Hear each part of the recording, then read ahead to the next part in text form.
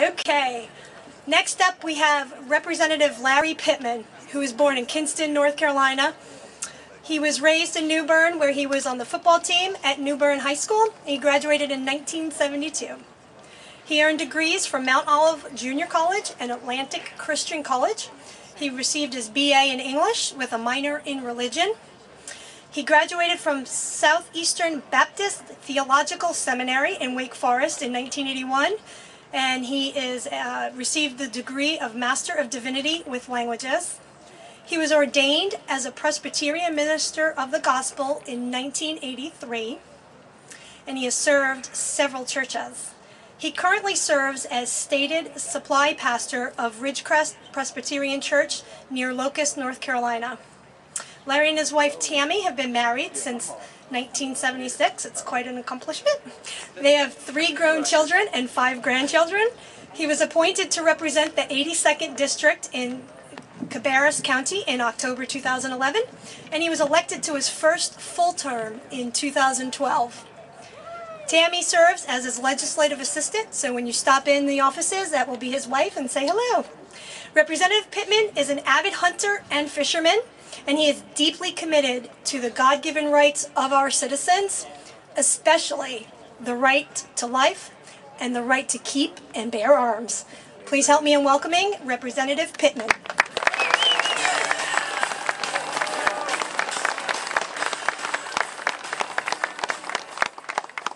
How you doing? Good. Great to see such a crowd out here today. It's great to see that you're braving the cold, and most of all, it's great to see that you didn't leave when you found out I was coming. I'll tell you just right off the bat where I stand on gun rights and Second Amendment. First of all, Second Amendment does not give you the right to keep and bear arms. It only acknowledges that God gave you that right. Amen. And commits the government to upholding that right. And as far as I'm concerned, if you have no intention of harming an innocent person, it's nobody's business, right, especially the government's. Right. What guns you have, or Amen, how many, or when, where, and how you carry them. Amen.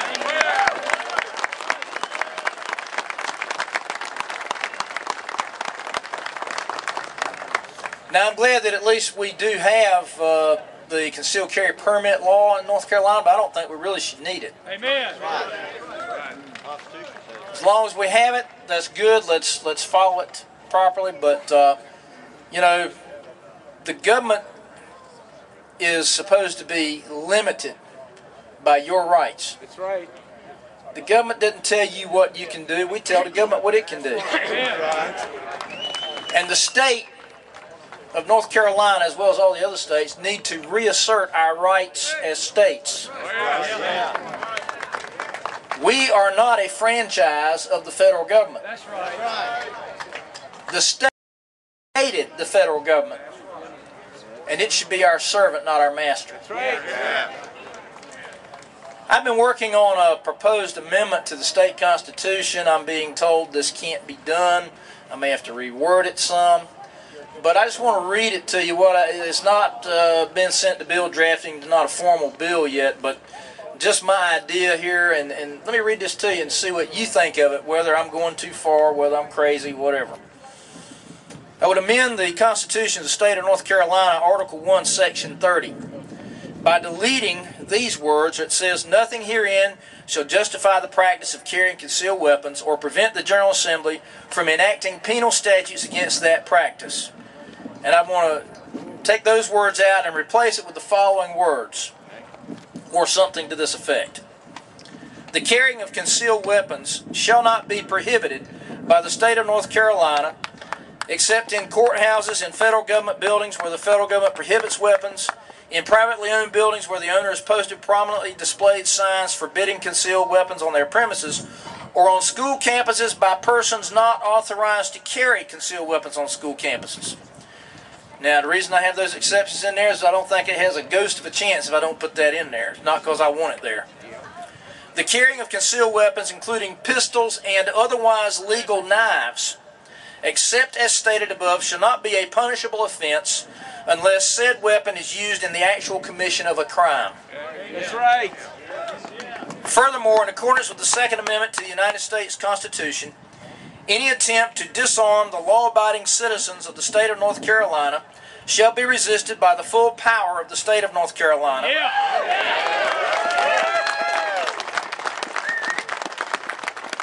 And citizens who have committed no crime have the right personally to resist confiscation of their weapons.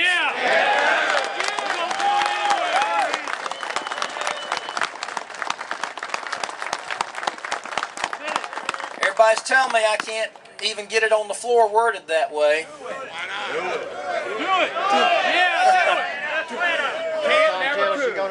Well, I'm going to work on it. We'll see what we can do, but I need your support. If one of the things I keep getting told is even if you get an amendment, on the floor, even if you get it passed, it's going to take a lot of money and a lot of work to get an amendment passed by the people. What do you think about that? You think we can get that done? Well, we're going to give it a try. But you notice in here I said something about on school campuses by persons not authorized to carry concealed weapons on school campuses. The point of that for me is I'm thinking about some companion legislation to the effect that certain persons, teachers, other workers at the school, if they check out, can be authorized to carry on campus.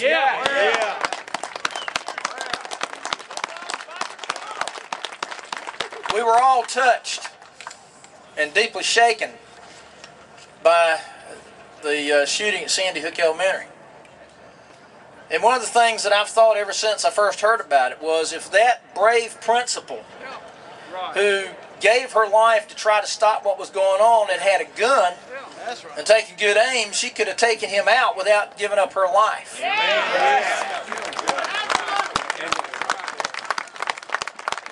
Something else I would like to do, as long as we have the concealed carry permit program, I'd like to work out, have to have a bill for this too, but I'd like to have a program where people who have concealed carry, not everybody, but certain ones who are willing to go through extra training would be put into a system to be, I guess you'd call it constables. Where, for instance, if you qualified for that, not that it would be a paid position, the state's in financial trouble enough as it is, but if you qualify for that program and you have that permit, that constable permit, you go into the bank, you don't have to leave your gun in the car.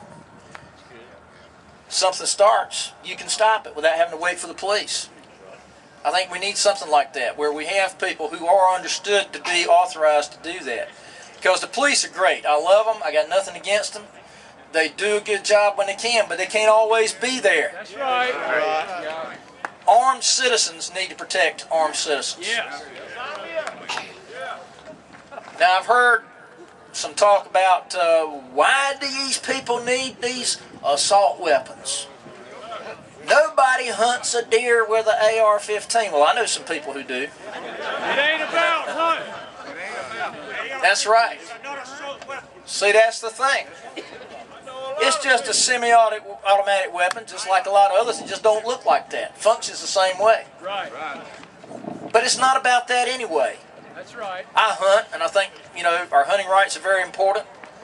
And I want to be able to defend my family in case somebody breaks in, that sort of thing. But that's not what the Second Amendment is about. Come on. And there are some people who are afraid to speak up and say what it's about. I'll say it. They don't want to get in trouble. They don't want to offend anybody. Well, I'm going to tell you what it's about. Come on. April 18th, 1775. A group of Americans refused to have their guns confiscated by the British. Because they had those guns. Yeah, they did hunting and other things with it. But the reason they needed those guns was to defend themselves against an oppressive government. Amen. That's what the Second Amendment is about. That's right. See, most of those men who signed the Declaration of Independence and helped put the Constitution together were Calvinists. That's right. And as Calvinists, they understood human nature. That's right. They knew that no matter how wonderful a Constitution they gave us, no matter how good a form of government they put together for us, you can't always count on people to do the right thing. And that someday individuals might get in power in the government who wouldn't care about the people's rights and wouldn't care about the Constitution, and they might decide to impose tyranny on the people, and the people needed to have the ability to fight back. That's what the right to those guns is about. Amen. And, you know, just putting it very simply, I hope and pray that never happens, that we never actually have to fight the government for our freedom. But if we do, you know, if they're going to be coming at us with fully automatic weapons, we'll at least be able to have semi-automatic weapons to respond. At the very least. Again, I emphasize, I hope and I pray to God that it never comes to that. But I want you to stay free. And so I want you to have the ability to deter those who would impose tyranny on you. That's what the Second Amendment's about, and that's what we need to stand for. God bless you.